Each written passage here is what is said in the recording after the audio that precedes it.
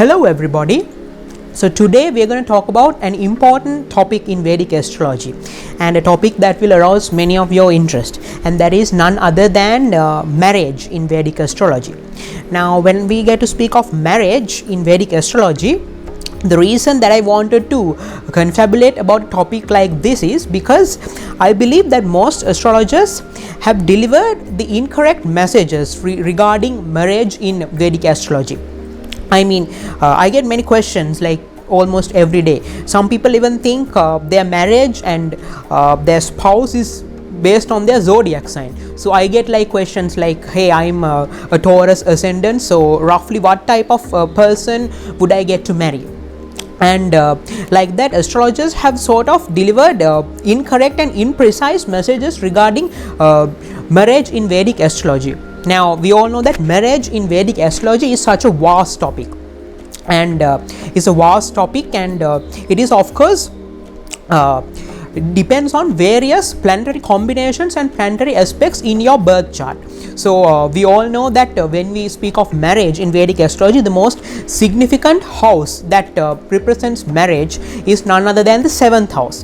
There is none other than the 7th house. The first house in Vedic astrology represents about yourself, about your qualities, about your bodily appearance, etc. And the house exactly opposite from the first house, that is the 7th house, represents about your partner, about what type of spouse you will be marrying, about his or her qualities, and whether it will be a successful marriage or an unsuccessful marriage. And usually malefic planets, when they are placed in the 7th house, say Mars, Saturn, North Node Rahu, South Node Ketu, even Sun, when they are placed in the 7th house, usually it will result in a delay in marriages. And also when functional benefics are placed on the 7th house, most of the time that person's marriage will turn out to be successful. But like I said, you can't just state astrological predictions based on small facts.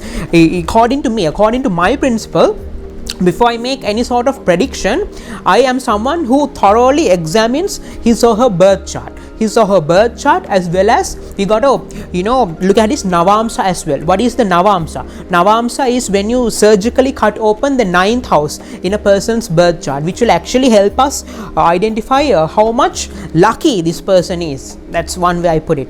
So like that, there are various stuff that I got to examine before I make astrological predictions, such as what is the dasha that he is spending, like what is the mahadasha that he is spending, what is his antardasha or Panyotar dasha. Like that, the dashas also have a significant factor in his or her important events of his lifetime.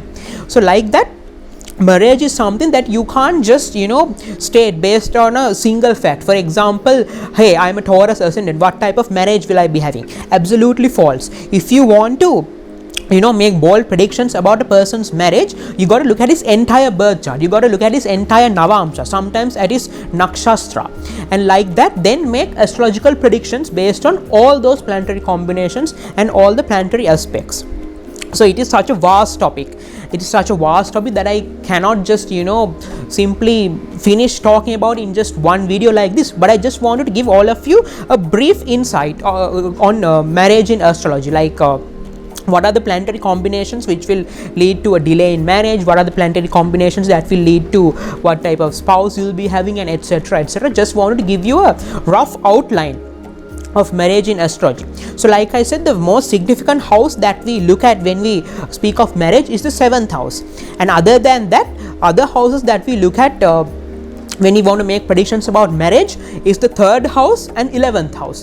The 7th house, 3rd house and 11th house, we call this in astrology the Moksha Trikonaya, the Moksha Trikon. In other words, the 7th house, the 3rd house and the 11th house, these three houses represents our worldly desires. For example, 11th house represents our source of income, it's the house of wealth, so it represents about our materialistic gains as well as health and all sorts of gains. So basically the 7th house, the 3rd house and 11th house, this Moksha Trikon represents the fulfillment of our wishes. In other words, the fulfillment of our desires. That of course includes all the sensual desires, such as his or her wealth, his property, the love that he receives from his parents, the love that he receives from his siblings, the love that he receives from his spouse, all of that, all these worldly affairs, all these worldly desires we examine using the 7th house, 3rd house and 11th house, also known as the Moksha Trikona.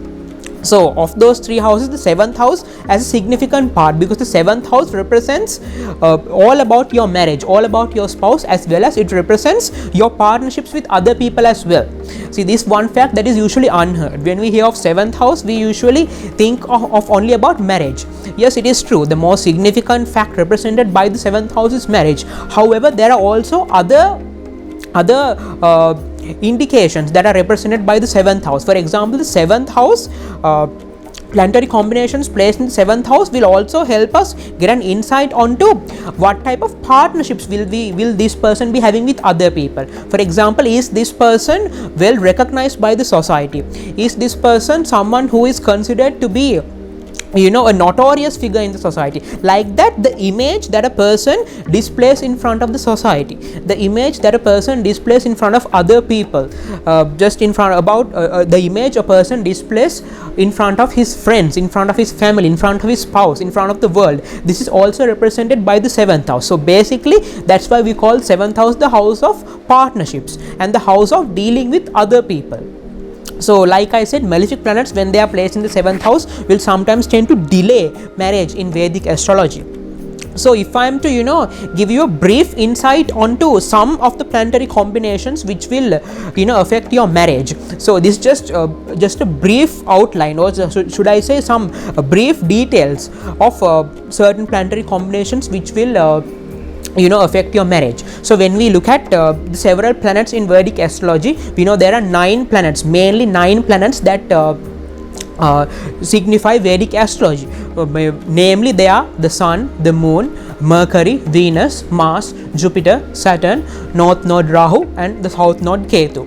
In our previous videos, we have mentioned that the planet Uranus and Neptune. Now, Uranus and Neptune, they are significant planets in Western astrology, which is quite different from our Vedic astrology. Vedic astrology is the branch of astrology, is the science of astrology used mainly in the South Asian countries. Like for example, I am a Sri Lankan. So Sri Lankans, we use Vedic astrology. We don't use Western astrology much.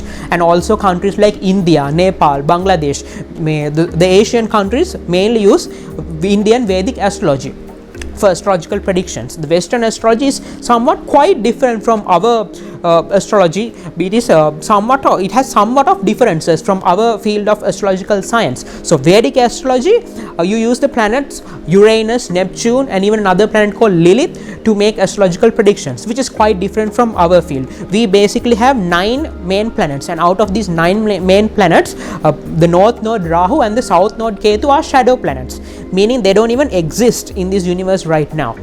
Meaning they don't even exist, they are shadow planets. So basically these 9 planets are used to make astrological predictions about a person's, basically almost everything about a person's lifetime and the significant events that a person will encounter during his lifetime. So in a previous video, we have gone through the details and what each house represents for. We went through what each of the 12 houses represented for.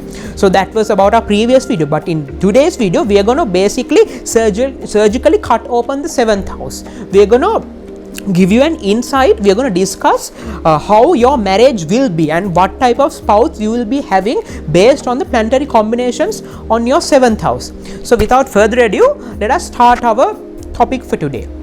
So when we talk of the 7th house, we know that it's the house of marriage, and we told you that several planets when placed in the 7th house will determine your marriage. So let us look at these one by one. So we'll start with the most prominent example. What happens when you have Sun in the 7th house of marriage? What happens when you have the Sun with all its glory, with all its might placed in the 7th house of marriage in Vedic astrology?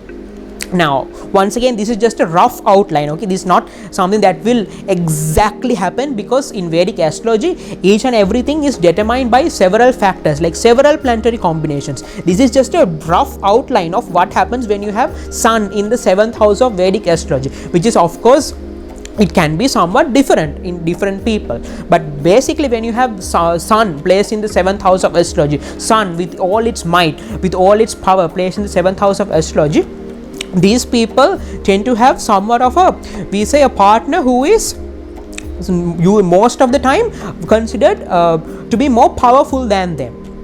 You know, those women who always surrender to their husband, you know, those women who always have to, you know, look down to words told by their husband, and who are sort of should I say not so independent on their own, and who are sort of, should I say, not that allowed to make decisions on their own, where they sort of, you know, live their lives through rules given by their husband. In other words, when you have a powerful partner, when you have someone who is willing to, you know, sort of like control you, this is usually the result of the sun being placed in the 7th house in Vedic astrology. So sun, when placed in the 7th house, will usually tend to give somewhat of a powerful partner. Why? Because sun, we call it as one of the most powerful planets in Vedic astrology. In other words, the most powerful planet in Vedic astrology, we call the sun, we define it as the sun.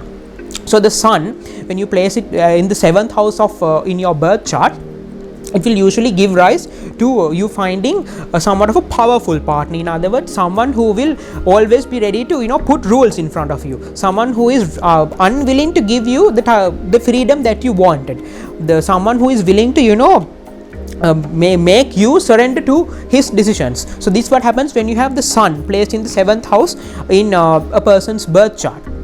But based on the planetary aspects and based on other planets' influence on that particular 7th house, this situation will vary accordingly. For example, we have seen people with sun in their 7th house in a birth chart being directly aspected by Jupiter. Jupiter is one of the most beneficial planets, in other words, one of the most should I say better planets in Vedic astrology. So we've seen people with sun in the 7th house being directly aspected by Jupiter. Now these people tend to have, yes, somewhat of should I say powerful husband or wife, but someone who is also willing to, you know, give the freedom that he or she wanted, and someone who will always be true to his word. So that's what happens due to certain planetary aspects. So like I said, I'm saying this for the 100th time, you can't, you know, an astrological predictions depends on several factors and the effect of several planets combined. So basically what I gave you, it was a rough outline of what happens when sun is in the 7th house in your birth chart. And then when we move on to another example, what happens when you have moon in the 7th house in your birth chart. So the moon, which is exactly different from the sun represents power, the sun dignifies strength, the sun dignifies courage, and that is why when sun with all its glory placed in the 7th house in your birth chart gave you a powerful husband, gave you a husband with a lot of dignity, gave you a husband who is unwilling to, you know, sort of bow down in front of others, someone who is always ready to put rules in front of you and sometimes even willing to control you. That's what happens when you have sun in the 7th house in a person's birth chart. But when you have the moon, it's quite different. Now moon, when placed in the 7th house in a person's birth chart, it will give quite the opposite. You'll tend to have someone who is, most of the time you'll tend to have someone who is rather extra sensitive, someone who is, you know, kind of caring, kind of always willing to show his or her love towards you. And usually moon, when placed in the 7th house, those people, they themselves are also willing to show that they you know, have a lot of love towards their partner. They're always willing to show how much they love their partner, and also in return they're expecting a lot of love from the partner. So most sensitive couples who spend time together, and you know, those most lovey-dovey couples that you find on the roads, you know, just spending Romeo and Juliet time together, that's most of the time when you have moon in the 7th house. Moon in the 7th house will tend to give somewhat of a caring partner, somewhat of a lovable partner, and you yourself are extra sensitive towards love. You want to be affectionate and you want to be loved, you want to be appreciated, and if there are no malefic planets affecting this particular combination, then you will have a beautiful life with your partner as well. So that is just a rough outline of what happens when you have moon in the 7th house in a person's birth chart. And then when we move on to another example, what happens when you have Mars, one of the most malefic planets in a person's birth chart. What happens when you have Mars in the 7th house in a person's astrological report? So Mars, we know Mars represents strength, Mars represents courage, Mars is a warrior, Mars is someone who is unwilling to, you know, once again bow down in front of others. So Mars, with all its might, with all its power, with all its raw power placed in the 7th house in a person's birth chart, if it's placed in such a malefic way, this is the type of planetary combination that will usually lead to divorce. This is the type of planetary combination, if there are other malefic aspects as well, this is the type of planetary combination where a couple marries, and after some time one of the partners has to die and leave this planet, and the other one becomes a widow. So this is the planetary combination that will usually lead to that. And in future I will discuss about certain graha doshas that will also affect marriage. So one of the graha doshas is Mangalik dosha. Mangalik dosha is when the planet Mars is placed in the first house, second house, fourth house, seventh house, 8th house and 12th house. So this is called Mangalik dosha. So when you have Mangalik dosha, if it's an if the Mangalik dosha is unmatched with your partner's birth chart, usually most of the time Mangalik dosha will result in an unsuccessful marriage. Unsuccessful in the sense that doesn't necessarily mean that your partner will leave this planet, that he or she will die, but it could be that, or it could be somewhat of a divorce, or it could be you living your life, those people who always tend to fight with their partners, where you see these particular couples where you always see objects being thrown here and there because they're like fighting all the time. So that is when you have Mars having a Mangalik dosha, or Mars having a significant factor in your marriage life. For example, Mars being placed in a malefic way in your 7th house. However, if Mars is placed in a benefic way in the 7th house of in your birth chart, then you are less likely to feel the drastic outcomes of Mars. In return, you will feel the good part of Mars. That is, you will get somewhat of a partner who is who will take care of you, and who will love you and care for you daily, and also who is willing to live a good lifetime with you. So that's about the effect of Mars in a person's birth chart. And when you have the planet Jupiter in the 7th house of in a person's birth chart, when you have the planet Jupiter, now Jupiter, we represent it as a saint, we represent Jupiter as a monk.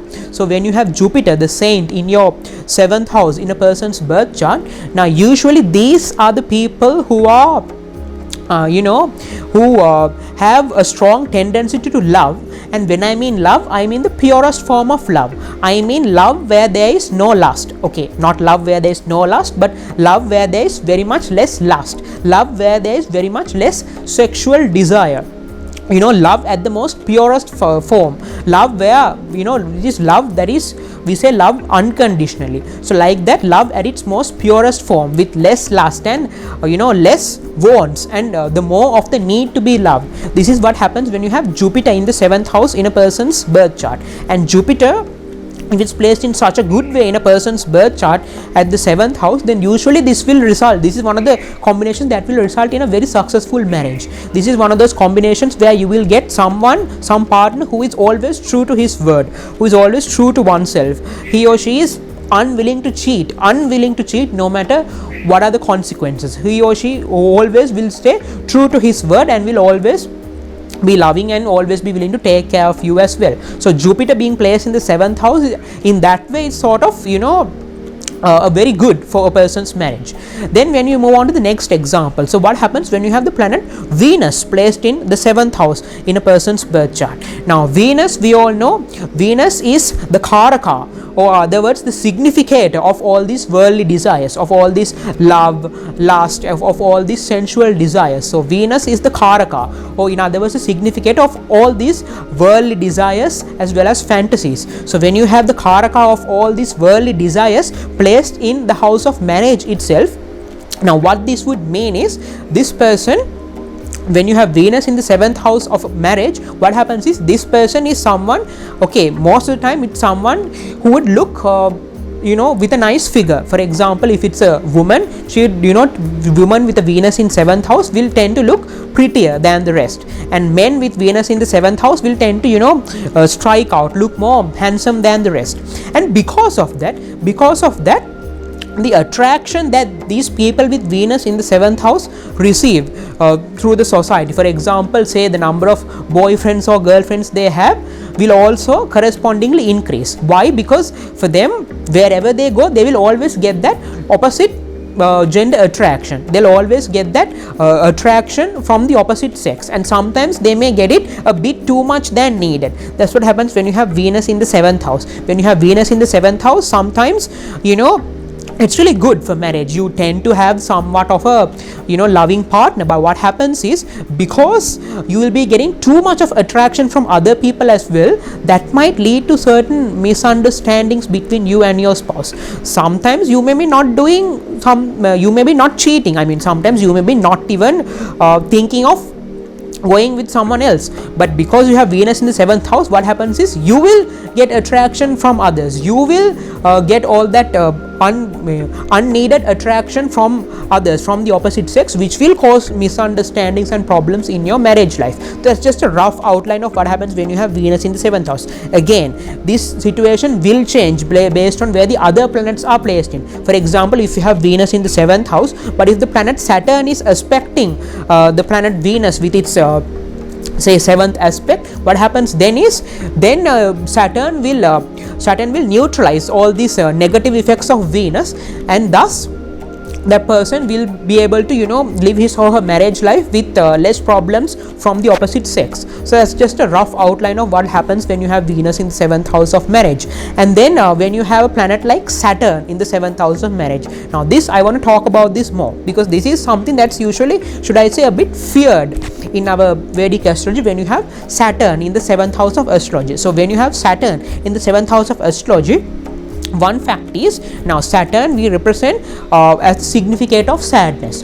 So usually when you have Saturn placed in the 7th house in a person's birth chart, their life after marriage and their marriage will tend to be enriched with sadness, will tend to, in one word, it will tend to have lot of sadness, lot of pain, lot of suffering in their marriage life. However, people with Saturn in their 7th house in a birth chart, these people are the people who would be willing to stay a lifetime with you, be willing to fight with you. Yes, surely there will be those problems, there will be those misunderstandings, those pain, suffering and all of that.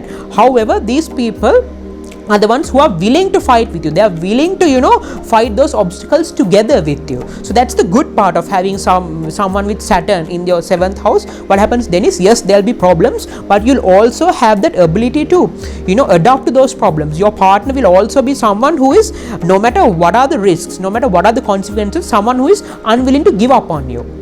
I can't stress this enough, because now Saturn in the 7th house, yes, there will be those pain, suffering, misunderstandings and all those problems. However, it will also be someone who is unwilling to let go of you, who is unwilling to live all that pain together with you throughout the lifetime. So the bad part of having Saturn in your 7th house is there will be a lot of pain, but the good part of having Saturn in your 7th house of marriage is, this is the person who is willing to fight with you, he is unwilling to let you go, he is willing to live a lifetime with you. So that's just a brief outline of what happens when you have Saturn in the 7th house. And Mercury in the 7th house, this is Mercury lonely placed in the 7th house will usually result in somewhat of an educated spouse, because Mercury is one of the significators of education. So it will most of the time give you, and should I say, someone who is who considers education to be one of the main parts of his or her life. So Mercury usually will give somewhat of an educated spouse also. But if it's placed in such a,